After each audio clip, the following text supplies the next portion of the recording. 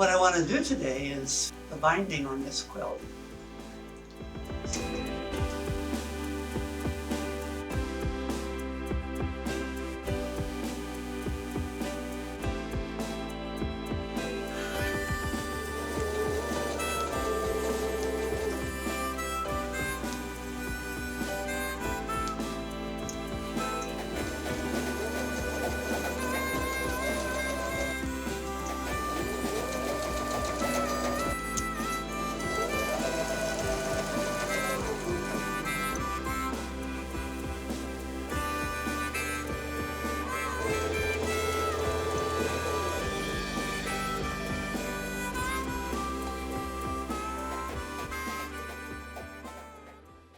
The lion is one of the biggest of cat species, second only to the tiger.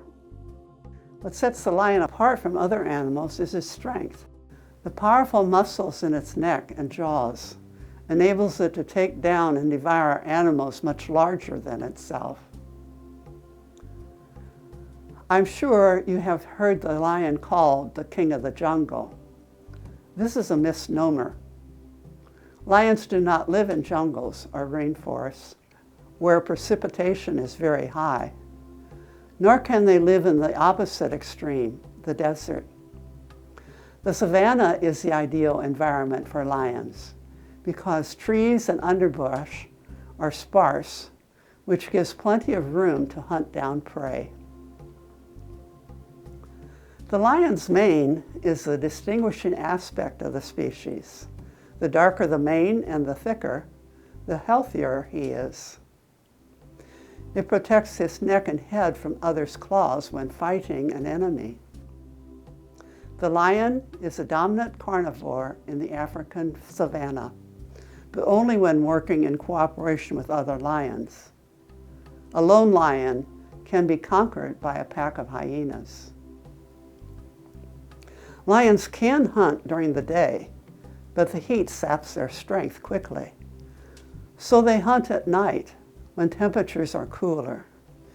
Their great hearing and terrific eyesight make this no challenge. In fact, the darker the better. Under a full moon, they are seldom successful. Male lions compete with each other to be part of a pride. When one ousts another, he often kills all the young offspring of his opponent. Is this sheer cruelty? Or is it so that future generations will have the stronger genes of the victor? One thing I know, all animal life, as with humans, is spiced with joys and sorrows, as too was their Creator God's in Christ Jesus. Male lions, not members of a pride, hunt alone to provide food for themselves. Within a pride, the females do the hunting, while the males stay behind to protect the young. Since lions hunt and kill all other kinds of mammals in their range, you might think that they contribute to the depletion of these species. On the contrary, their specific contribution is to help from going extinct. The Green News from Euronews website explains it this way, and I quote, "These majestic cats roam over hundreds of square kilometers to find prey and play a vital role in the local ecosystem.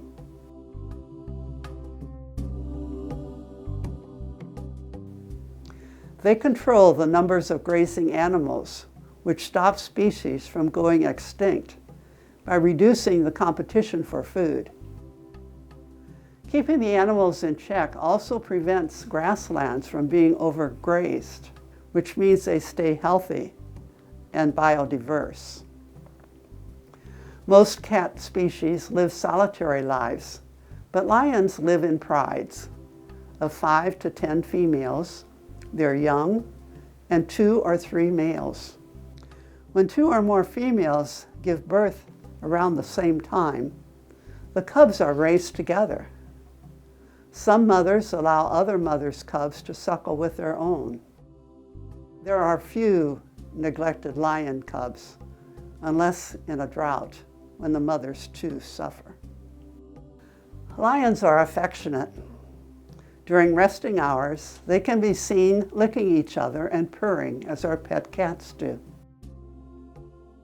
Head rubbing seems to be their specialty.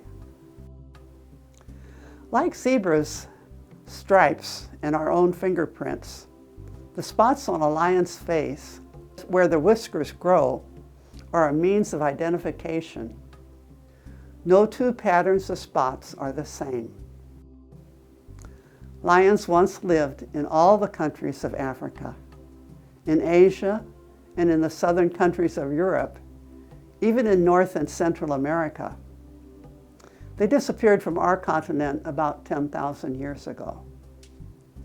Today, of the 54 countries of Africa, they are in only 26. There is also a small number in one reserve in India. The depletion, of course, is due to the habitat loss and hunting. They are listed on the endangered list as vulnerable, with only 23,000 living today. I made a wall quilt of the lion for microfinancing partners in Africa to auction on April 15 at their gala. The lion was inspired by a photo taken by Julie Gunlack while she was on safari. Apparently, this lion was at the reserve headquarters, lying on a wood walkway. The dark spot on its leg looks like a bullet wound. I assume it was rescued and treated and kept there, so the wound could heal without attracting other animals that would attack a wounded one. I took the liberty of creating my own background for the quilt and strip piecing, showing a cliff overlooking mountains and valleys. The quilt is titled Creation Connected. You can see small images of various elements of God's creation in the lion's mane. I believe all creation is connected, all made by the same all-loving God, all contributing to the web of life, each giving and receiving from the other creatures, according to each one's gifts and needs.